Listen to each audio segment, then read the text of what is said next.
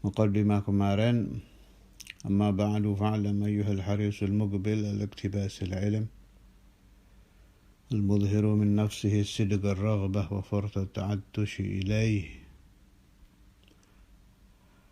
annaka sesungguhnya engkau in kunta taqsidu bi talabil ilmi al-munafasah wal mubahah wa taqadduma 'ala al-aqran واستمالة وجوه الناس إليك وجمع حطام الدنيا فأنت ساع في هدم دينك وإهلاك نفسك وبيع آخرتك بدنياك فصفقتك خاسرة وتجارتك بائرة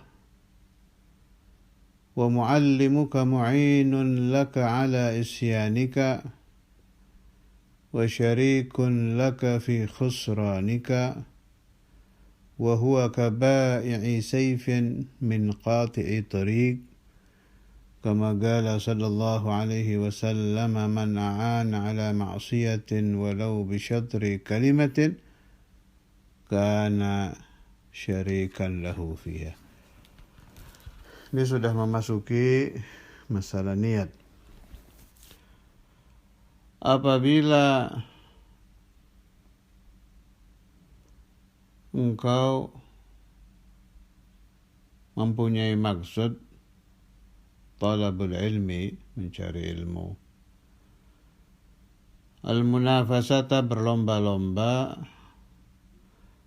dalam arti kata mengikuti nafsu hewani, tidak mau dibawa orang.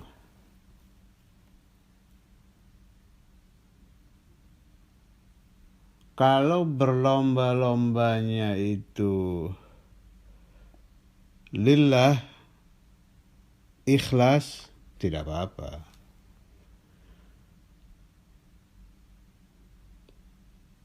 Pemahaman saya, sedini mungkin dibiasakan meneliti di dalam hati, saya munafasah, berlomba-lomba di dalam thalabul ilmi ini, ikut hawa nafsu apa munafasah ikhlas.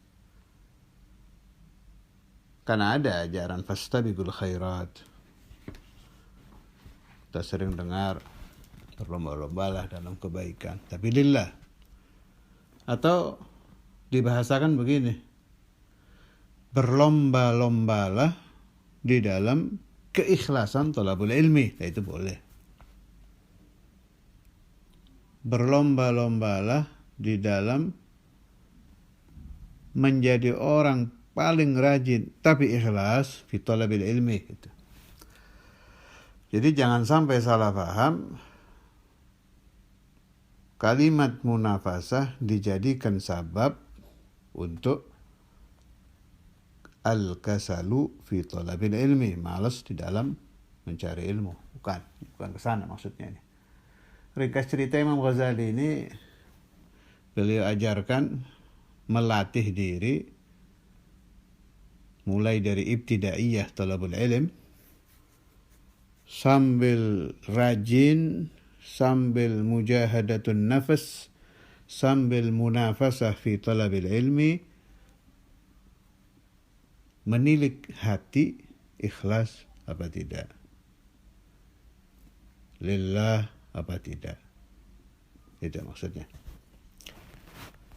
Wal mubahata, berbangga-bangga. Berbangga-bangga dalam arti kata kibir. Ingin menjadi tokoh, ingin dikenal orang.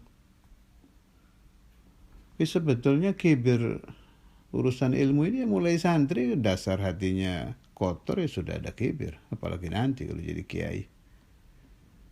Tidak ikhlas di dalam berlomba-lomba ya mulai jadi santri sudah begitu. Apalagi kalau jadi tokoh gitu. Nasallallahu salamah wal afiyah. Ada hadis qudsi ya, yang terkenal itu. Qala Allah azza wa jalla, al-ikhlasu sirrun min asrari awda'tuhu qalba man asya'u min ibadi. Kama qala jalla jalaluhu fi hadithihi al-qudsi. Ikhlas itu satu rahasia dari rahasia-rahasia. Aku Allah, aku titipkan. Perhatikan lafaz hadis ini. Auda'tu, aku titipkan hati yang aku kehendaki dari sebagian hamba-hambaku. Jadi memang jarat sunnatul maula, tidak semua diberi rezeki ikhlas. Ikhlas ini satu ciptaan yang sangat berharga. Waktu saya ngaji dulu di Tegal, itu ngaji Dasuki. Salah satu guru saya menerangkan, ikhlas iku fadl ya Allah Ta'ala. Ikhlas itu karunia. Jadi tidak seperti ijazah ibtidaiyah, thanawiyah, aliyah, dan lain-lain, doktorandes, doktor, profesor yang bisa dikejar terus dapat gitu, bukan.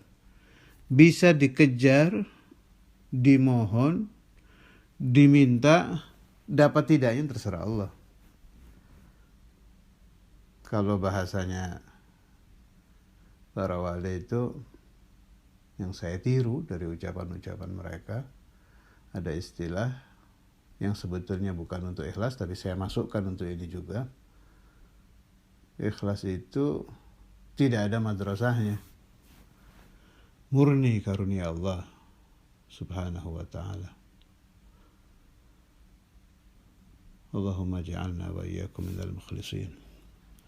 Sampai Imam Rifai, kalau saya tidak salah itu yang ngarang sholawat ikhlas itu.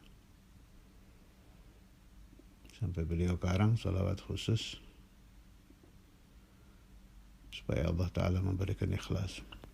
Jadi benar Imam Ghazali di Muqaddimah sudah dibahas. Bidayah ini kan lil mubtadi'in, untuk pemula. Jangan mempelajari ikhlas nanti setelah jadi kiai, terlambat. Sedini mungkin. Wattaqadduma 'alal agran, ingin selalu di depan, mendahului teman-teman ketika menjadi santri, agran ashab. Wastimalata wujuhin nasi ilaik, memalingkan wajah-wajah orang kepadamu. Mulai jadi santri berhayal, nanti kalau saya jadi kiai, saya datang ke majelis semuanya berdiri. Kalau saya ceramah semua melihat saya. Nah, itu tanpa dia sadari, dia sudah masuk madrasatul riya.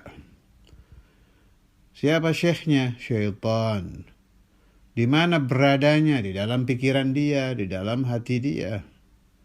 Jadi tiap hari masuk ke madrasah, ustadz yang manusia baca kitab, dia mendengarkan bacaan ustadz, ada syekh thani, guru lain yang di hati dan pikiran dia membisik-bisik, nanti kamu kalau jadi kiai begini, nanti kamu begini. Wala'iyadzubillah. Nasallallahu salamah wal afiyah. Ini terjadi loh, ini yang diomongkan Imam Ghazali ini harian, ini kejadian harian. Wa jama'a hutamid dunya, dan mengumpulkan hutam, barang-barang duniawi. Ini ada di beberapa daerah itu, huffazul Quran digaji oleh negara. Jadi si santri mulai dia menghafal Quran, bayangannya nanti saya bakal dapat gaji ini. Setan lagi itu. Loh, berarti tidak boleh negara menggaji. Sangat baik kalau perlu dijamin seumur hidupnya. Yang tidak baik niatnya. Terlalu berharga Al-Quran untuk dijadikan wasilah memperoleh fulus, memperoleh dunia. Apa itu Al-Quran? Kalamullah. Tidak pantas dijadikan batu lompatan untuk memperoleh duit. Bukan masalah sistem negara yang seperti itu keliru, bukan, sangat baik, perlu ditambah. Belajar memilah masalah. Ini yang diserang oleh Imam Ghazali niatnya. Menghayal mau jadi kepala KUA, kerja di Departemen Agama, dan lain-lain. Itu niat muncul. Ada lagi menghayal jadi khatib, menghayal menjadi guru besar, doktor, profesor, dan sebagainya, dan sebagainya. Itu semua niat syaitaniyah. Bisikan-bisikan syaitan, niat-niat yang berasal dari syaitan yang terjadi harian. Harus dibersihkan. Mulai baca Bidayatul Hidayah, Barakatul Imam Al-Ghazali, Barakatul Kitab, Barakatul Masyayikh, Barakatul Rijal Silsilah. Mudah-mudahan diselamatkan. Bukan ceramah mimbariyah itu ditentang, tidak. Imam Al-Habar sudah ada kan kalamnya itu. Kalau orang tidak bisa ceramah mimbariyah, ta'akhara anil maidan, ay maidanu da'wah maksudnya Imam Al-Habar itu, maka orang itu mundur selangkah daripada ladang dakwah. Bukan berarti kau harus ditutup gara-gara niat-niatnya para santri yang jelek-jelek, bukan. Perbaiki niatnya, perbanyak majelis-majelis khair dengan niyah thayyibah, dengan niyah hasanah, dengan niyah maradhiyah, sampai usul ke darajatul ikhlas. Bila niat Anda di dalam talabul ilmi munafasah, mubahah, taqaddum alal agran, istimalah wujuhin nas, jama' hutam dunia, dihukumi oleh Imam Ghazali, fa anta sa'in fi hadmi dinik, maka kamu ini bukan orang suci, bukan talib ilm mardi indallah, bukan orang mugharrab. Hukumnya orang yang seperti kamu ini, anta sa'in, engkau orang yang berusaha fi hadmi dinik, di dalam menghancurkan agama kamu sendiri, wa ihlaki nafsik, dan menghancurkan jiwa kamu sendiri, wa bai'i akhiratik, dan menjual akhiratmu, bidunyaka, dengan duniamu. Loh, berarti saya tidak boleh bisnis, saya tidak boleh talabur rizki. Makan apa keluarga saya nanti? Setan pintar bicara di batin. Ada dulu waktu saya ngaji di Bandung, di Syekhuna Abu Yahya itu, satu dosen lumayan, dia punya derajat ilmu, profesor kalau saya tidak salah itu. Terus saya dengar dia komentar di tempat dia ngajar, dengar dari obrolan kiai-kiai itu. Si dosen bilang begini, kurang lebih ukamakal ya, saya sudah tidak ingat lafadznya, hanya ingat muradnya. Imam Ghazali itu luar biasa, terutama kitab Ihya Ulumuddin, hebat. Sayang dia itu keliru di dalam memahami masalah dunia, membuat orang tidak senang mencari dunia. Ya, omongan Imam Ghazali yang begini-begini ini kan banyak ini, apalagi di Ihya. Itu salah paham lagi si dosen ini. Biarkan Imam Ghazali bicara seperti ini benar kok. Tidak ada kelirunya sama sekali. Lalu tentang thalabud dunia bagaimana? Robah niatnya. Ada solusi dari Rasulullah sallallahu alaihi wasallam. Di antaranya hadis yang saya hafal ini ya. Man bata dari Saudara Imam ini, Rasulullah sallallahu alaihi wasallam, man bata kallan min talabil halal bata maghfuran lah. Siapa yang dia menginap, artinya tidur, malam hari tidur itu kecapean karena siangnya dia mencari nafkah buat anak istrinya, selama dia tidur dia menjadi orang yang maghfuran lahu, diampuni Allah. Umpama toh dia ketika siang melakukan dosa tidak sengaja, karena sambil bekerja mungkin ada hal-hal yang tidak boleh dilihat, terlihat tidak sengaja dan lain-lain. Ketika dia tidur, diampuni Allah karena capek mencari talabul halal. Berarti boleh nggak cari duit? Boleh, niatnya tapi. Saya mencari nafkah untuk anak istri saya hari ini dengan niat nanti malam saya kalau tidur diampuni Allah. Itu maghfirah Allah mahal itu. Lebih mahal dari dunia dan seisinya. Diberi cuma-cuma oleh Allah Subhanahu wa ta'ala bagi orang yang siangnya mencari nafkah untuk anak istri sampai capek. Sampai bercucuran keringat. Kerja apa saja asal halal. Nah, ini kan anjuran, dorongan dari Nabi untuk semangat mencari uang. Tapi niatnya lillah. Kesana nanti larinya pemahaman Imam Ghazali. Bukan orang disuruh jadi orang yang sembunyi di gunung, tidak kawin, tidak apa. Bukan kesana larinya ini. Saya tidak akan menyebut agama-agama lain yang berbeda prinsip. Yang sedang kita bahas ini ajaran suci dari sufi besar Al-Imam Al-Ghazali radhiyallahu ta'ala anhu. Wasafqatuka, maka akad jual belimu khasirah, rugi. Gampangannya bisnis kamu rugi. Wa tijaratuka ba'irah, perdaganganmu hancur. Kalau niatnya seperti yang tadi saya bahas. Lebih dari itu, wa muallimuka mu'inun laka ala isyadik. Gurumu yang mengajarkan kamu ikut dosa.